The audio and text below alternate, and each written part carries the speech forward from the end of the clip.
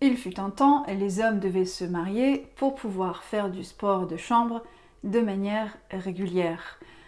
Ils devaient prouver aux femmes qu'ils courtisaient qu'ils étaient de bons partis.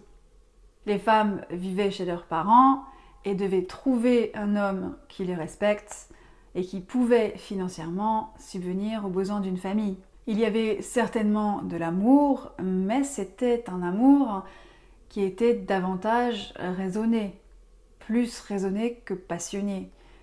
Le mariage était une institution qui privilégiait avant tout le bien-être des enfants. Alors certes, on entendra les féministes crier de partout que les femmes ne disposaient pas de leur propre corps.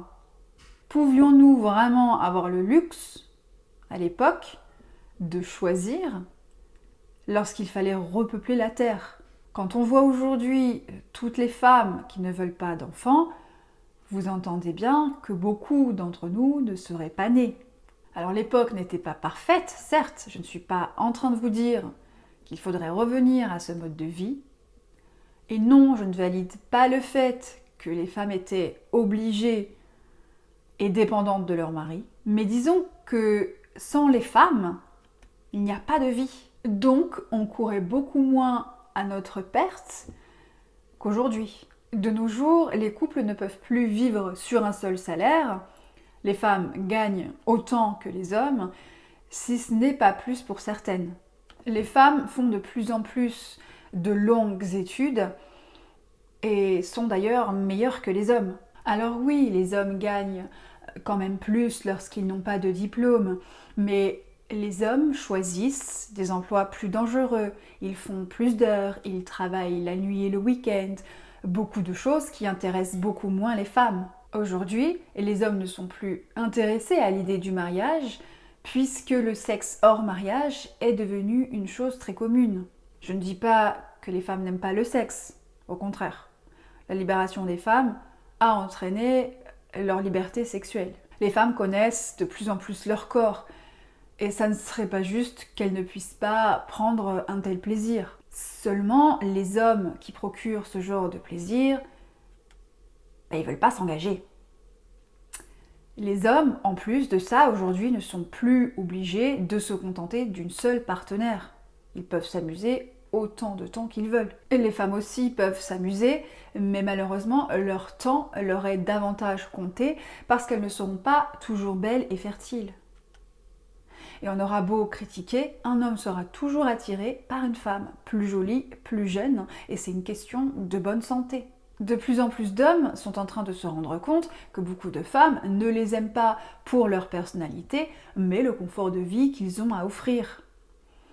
Les gentils consolent les femmes, certains aident aux tâches ménagères, s'occupent parfois des enfants et parfois des enfants qui ne sont même pas les leurs, mais ces hommes-là ne font bander aucune femme. Et vu le taux de divorce et que la majorité sont demandés par les femmes, Monsieur Gentil réfléchira à 2 fois avant de faire la serpillière. Autre chiffre qui révèle l'importance du taux de divorce en France, près de 45% des mariages finissent par un divorce. Parce qu'après 3 enfants, passé 40 ans, elle veut refaire la fête comme avant, parce que Monsieur Gentil n'est pas assez viril. Donc les hommes sont de moins en moins intéressés à l'idée de payer pour un mariage et pour un divorce. Surtout que le divorce est une des principales raisons de suicide pour les hommes. Aujourd'hui, les hommes et les femmes peuvent conserver leur liberté, il n'y a plus vraiment beaucoup de raisons de se mettre en couple.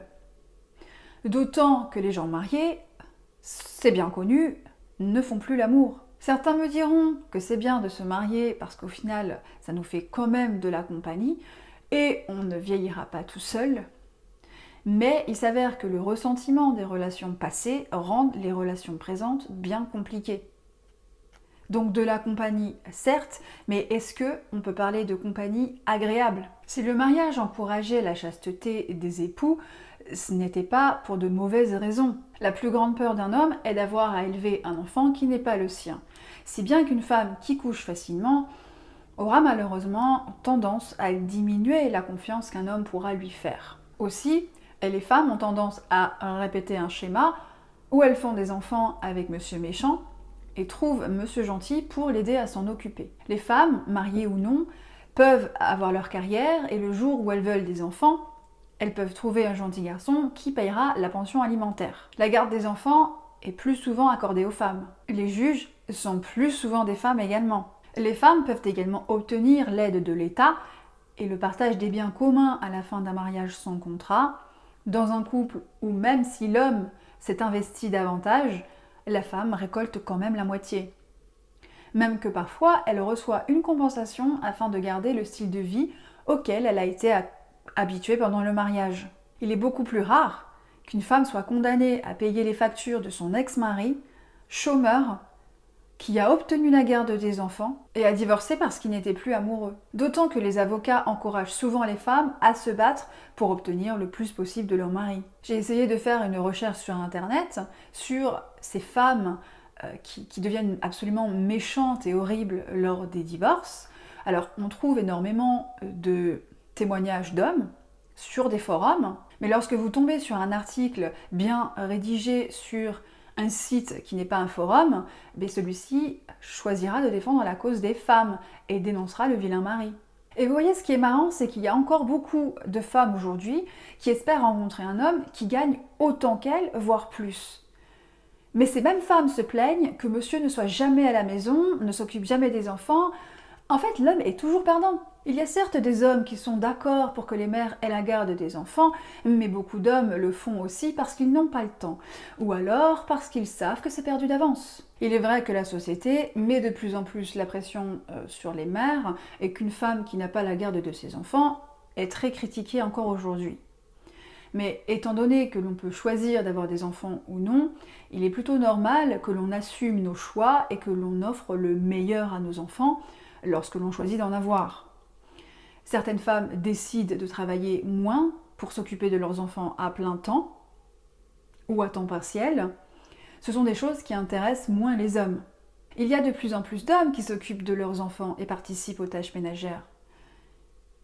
Mais beaucoup d'hommes se disent que si les femmes ne veulent pas accepter ce qu'ils ont à offrir, c'est-à-dire quelqu'un d'imparfait, mais qui essaie de faire de son mieux, alors beaucoup préféreront rester seuls que de se plier en quatre.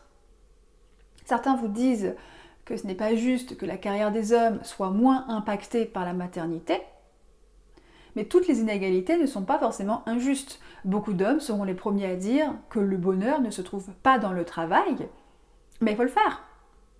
Et je ne suis pas certaine que toutes les femmes s'épanouissent réellement au travail.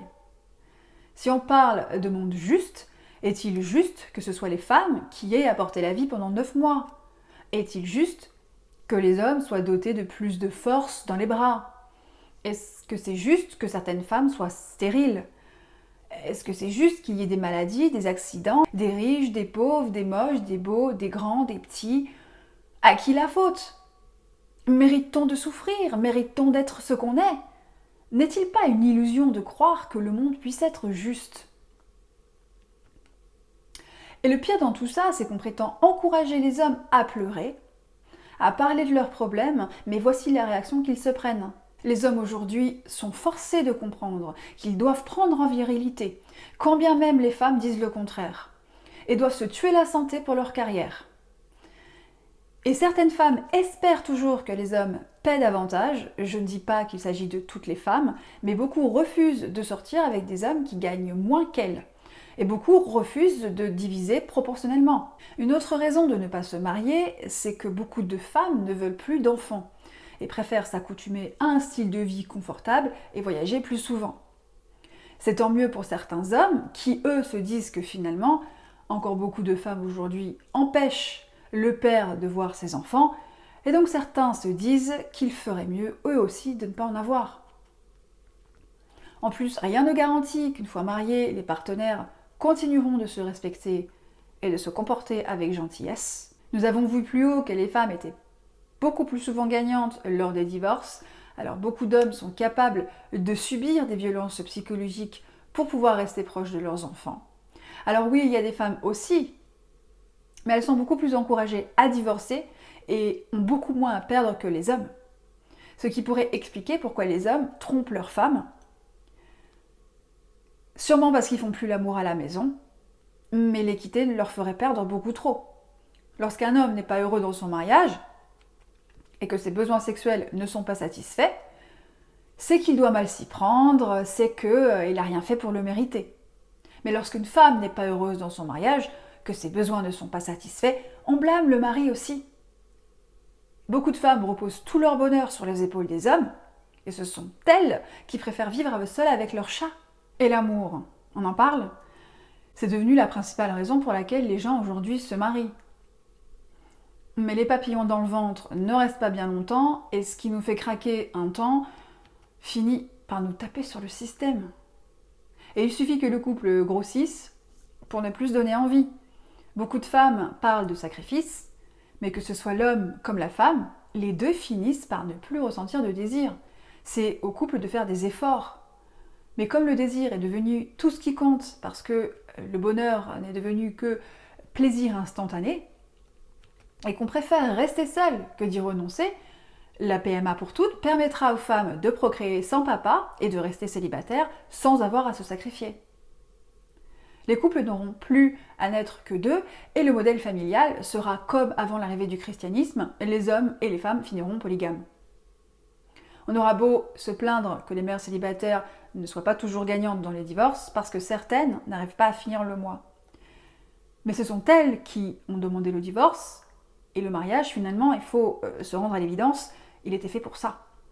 Les femmes se sont émancipées des hommes, mais l'amour est finalement un ciment beaucoup moins efficace que la nécessité. La nécessité financière de la femme et la nécessité d'un foyer stable pour les hommes. La domination masculine ne pouvait exister que dans la mesure où les femmes devaient tout faire pour les hommes. Mais c'est faux. Il y avait une réelle complémentarité. Aussi, pour qu'il y ait un dominant, il fallait que les femmes acceptent d'être dominées. Et certaines femmes admiraient la virilité de leur mari, on va pas se mentir. Il faut admettre aussi que les hommes ont beaucoup contribué à la construction de notre monde et tiennent encore aujourd'hui des métiers dans la société dont elles ne pourraient se passer. Pensez aux emplois qui sont majoritairement masculins et dont les féministes ne se battent pas pour obtenir la place. Les agriculteurs, les éboueurs, les plombiers, les électriciens, les travailleurs d'usine, les conducteurs de camions, les ouvriers. Si on croit que Dieu a créé la femme pour servir l'homme, l'homme n'aurait peut-être pas construit tout ça si ce n'était pas pour la femme.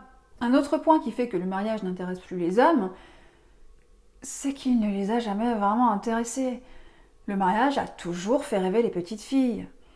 Et de nos jours, les femmes se marient plus pour vivre ce magnifique jour J.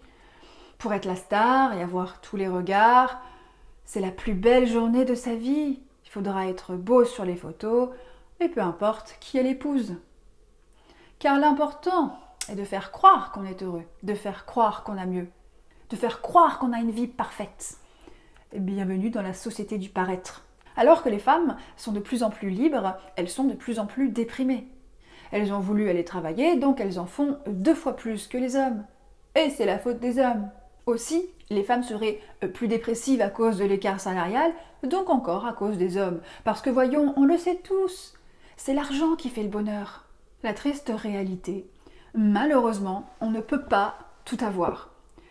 Les hommes sont des humains, et le propre de l'humain, c'est d'être imparfait. Et les femmes d'aujourd'hui ont tendance à rêver d'un homme qui gagne plus qu'elles, qui soit plus grand qu'elles, qui soit prêt à s'occuper des enfants, du linge, de la vaisselle. Un homme romantique, qui serait aux petits soins de sa belle. Un homme plutôt beau, un peu musclé mais pas trop. Un homme qui les rassure sur leur intelligence et sur leur beauté, pour qu'elle n'ait pas à s'améliorer, qui ferait tout ce qu'on attend de lui sans avoir à lui dire, et qui pourrait les écouter parler pendant des heures de tout ce qui les font souffrir. Un homme très bon au lit, qui les ferait ressentir des papillons dans le ventre toute la vie, mais qui ne se font pas pour autant marcher sur les pieds. Un homme qui aimerait une femme pour l'honneur qu'elle lui fait d'exister. Un homme qui ne demande jamais rien en retour, pas même de l'amour. Un homme idéal n'est donc pas un amant, c'est un assistant. Je pense que la femme moderne a besoin finalement de 2 hommes. On vous dira donc qu'il est plus facile d'être un homme que d'être une femme, alors qu'on attend d'eux d'être tout sauf eux-mêmes. La plus grosse illusion du féminisme, c'est de croire qu'on peut tout décider et tout avoir. Alors que justement, ce qui fait que l'on est ce que l'on est, c'est de faire des choix. C'est d'avoir des priorités, des valeurs qui nous rendent uniques. Mais les féministes pensent qu'on deviendra nous-mêmes en devenant des individus génériques. Si la société a construit des rôles genrés, c'est parce que c'était ce qui fonctionnait. Et beaucoup de gens se sentent rassurés, se sentent libres d'avoir des devoirs et des responsabilités. Cela empêche bien des gens de se perdre, parce que si la liberté est infinie, il est vraiment très difficile de répondre à la question « qui je suis ?» Personne n'a dit que la vie était facile, et le sacrifice a toujours été le propre de l'homme. Pour conclure, les hommes sont de plus en plus heureux seuls. Aujourd'hui, les hommes n'ont plus à se voir dicter ce qu'ils ont à faire.